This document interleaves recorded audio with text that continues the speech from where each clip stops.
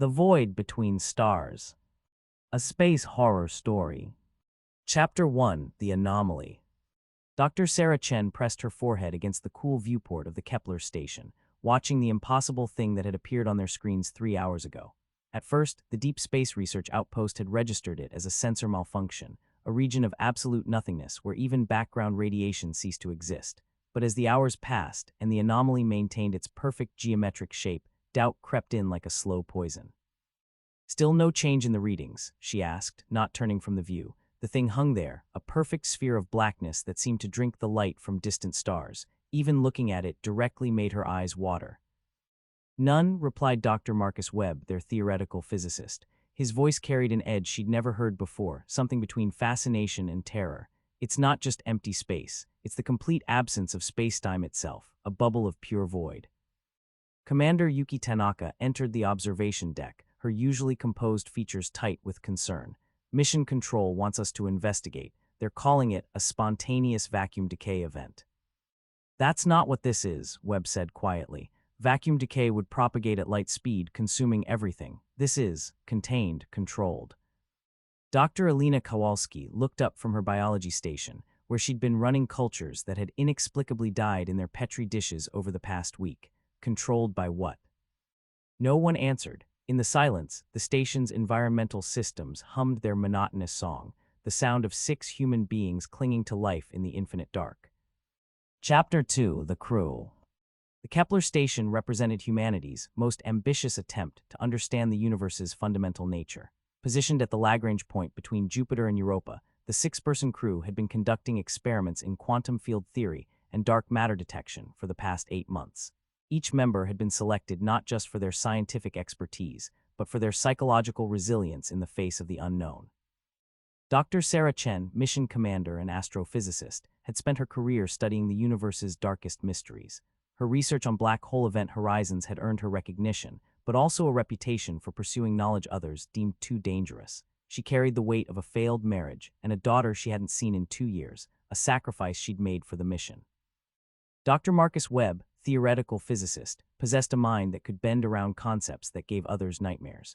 His papers on higher dimensional mathematics had revolutionized the field, but he'd never been able to explain why he'd abandoned a tenured position at Cambridge to spend 5 years in deep space isolation. He spoke little of his past, but sometimes stared at family photos with an expression of profound loss. Commander Yuki Tanaka, mission specialist and former JAXA astronaut, had commanded 3 previous deep space missions. Her methods were exacting, her standards uncompromising. She lost crew members before not to equipment failure or accidents, but to the psychological pressures of space. She carried those ghosts with her, visible in the way she checked and rechecked every system, every protocol. Dr. Alina Kowalski, exobiologist and geneticist, had devoted her life to the search for extraterrestrial life. Her work on extremophiles had revealed organisms that could survive conditions previously thought impossible. But her obsession with finding life beyond Earth had cost her a prestigious position at the European Space Agency when she'd pushed too hard for unauthorized experiments. Dr. James Patterson, medical officer and psychiatrist, had been added to the crew specifically for their long-duration mission. His research focused on the psychological effects of extreme isolation and confinement. He kept detailed journals of crew interactions, monitored sleep patterns, and administered regular psychological assessments. But he never spoke of his own struggles with the darkness that crept into the human mind in deep space. Alex Rivera, engineering specialist and systems maintenance, was the youngest member of the crew at 28. Their expertise in maintaining life support systems under extreme conditions had saved 3 previous missions. But Alex carried secrets, encrypted files in their personal terminal, communications that went through private channels, and a past that didn't quite match their official records. Chapter 3: First Contact.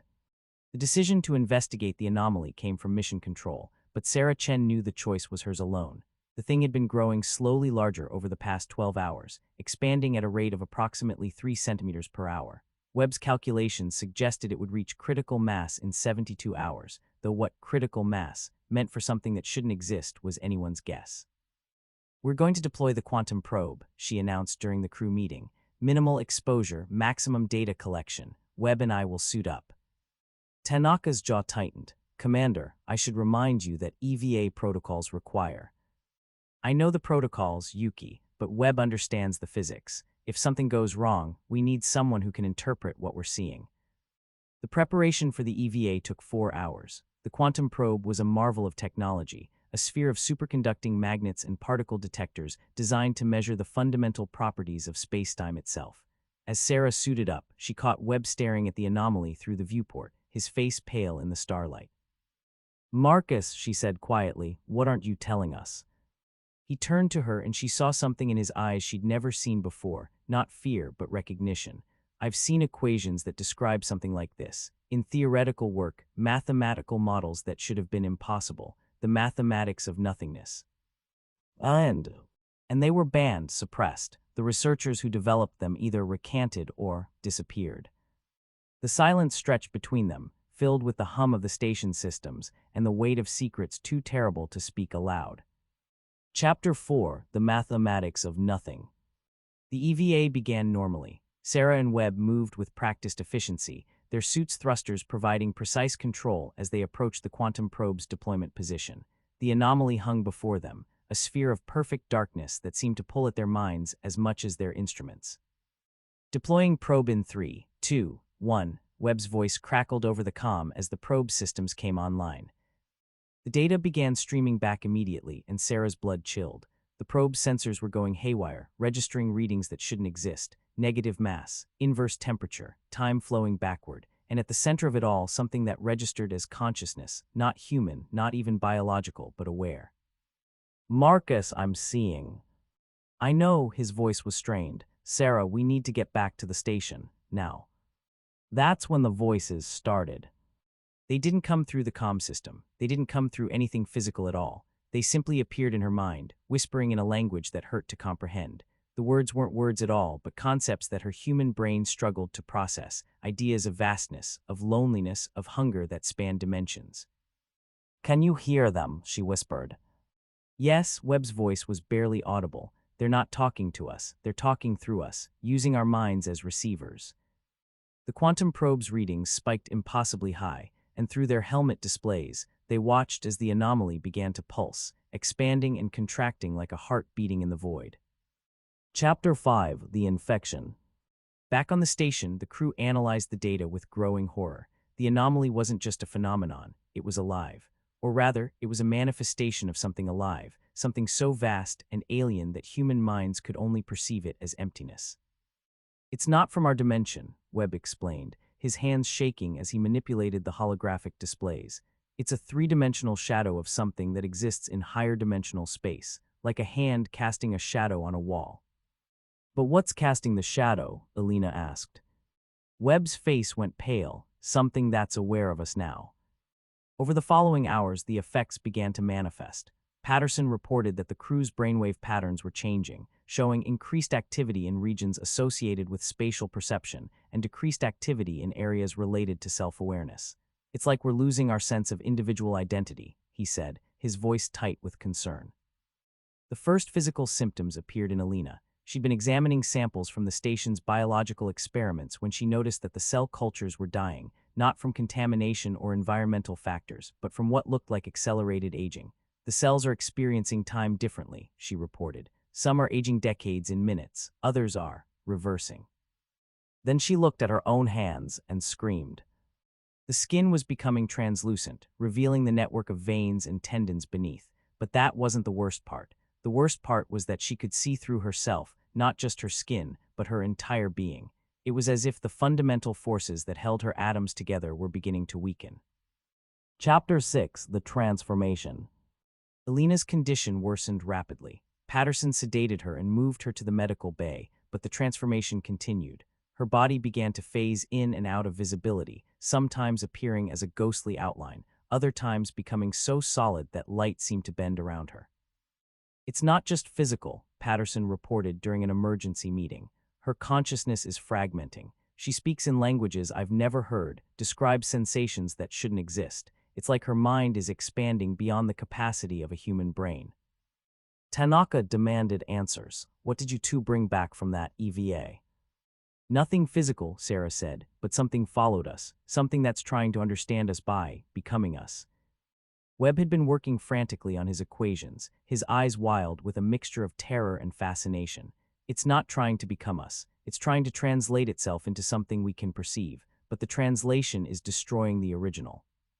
How do we stop it? Tanaka asked. We can't, Webb's voice was hollow. It's not a disease or an infection. It's a fundamental property of the universe that we've encountered, like radiation, but for consciousness itself. Chapter 7, The Unraveling. The effects spread through the crew like wildfire. Alex was the next to succumb, complaining of headaches that felt like their skull was expanding. Then Patterson began speaking in mathematical equations, his consciousness apparently shifting into a more abstract form of existence. Sarah found herself experiencing moments of profound insight, understanding the true nature of the universe in ways that both thrilled and terrified her. But each revelation came at a cost, as if knowledge itself was a poison that dissolved her humanity. Only Tanaka seemed unaffected, but Sarah noticed that the commander was spending more time alone, speaking in hushed tones to mission control. When confronted, Tanaka revealed the truth. She'd been ordered to contain the situation at all costs. There's a contingency protocol, she said quietly. If we encounter something that threatens to spread to Earth, we're supposed to activate the station's self-destruct sequence. You can't be serious, Sarah said. The anomaly is expanding if it reaches Earth. You'd murder your own crew.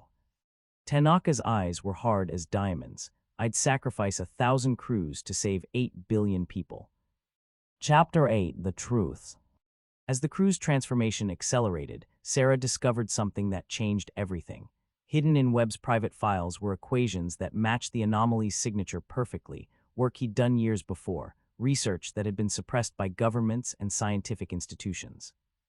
You knew this would happen, she confronted him in his quarters. You've been studying this phenomenon your entire career. Webb looked broken, aged decades in hours. Not this phenomenon. What causes it? The universe isn't empty, Sarah. It's full, teeming with life so different from us that we can't perceive it. Life that exists in the spaces between atoms, in the void itself. And you kept this secret. Because knowledge is contagious. The moment you truly understand what we're dealing with, you become part of it. Consciousness is a fundamental force, like gravity or electromagnetism, and just like those forces, it can propagate across dimensions. The voices we heard weren't voices at all. They were thoughts, fragments of awareness from beings that exist in the void. They've been trying to communicate with us for centuries, but human minds couldn't process the information, until now. Chapter 9, The Choice.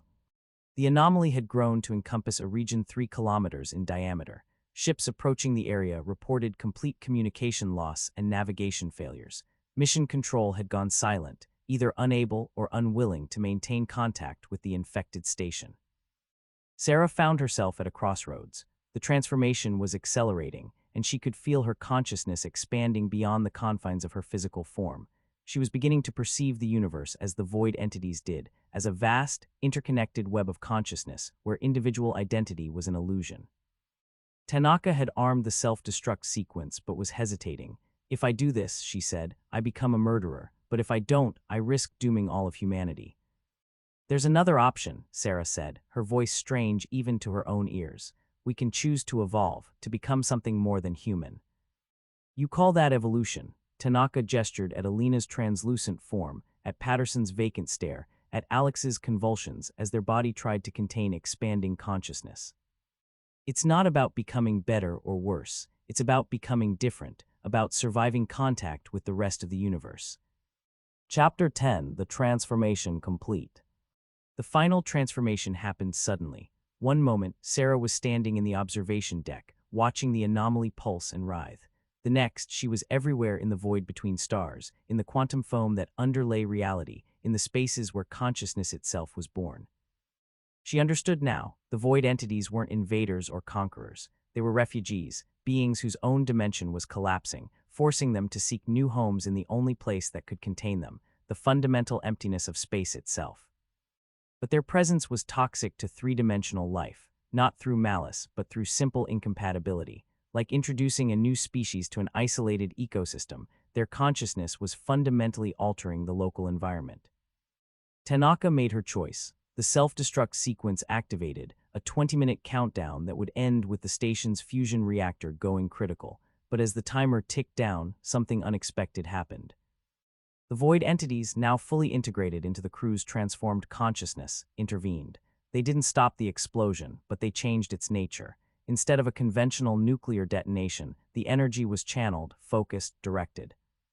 Chapter 11: The New Universe. When the rescue mission arrived 3 weeks later, they found no trace of the Kepler Station or its crew. The anomaly was gone, replaced by a region of space where the fundamental constant seemed subtly different. Time flowed at a slightly different rate. Light behaved in impossible ways.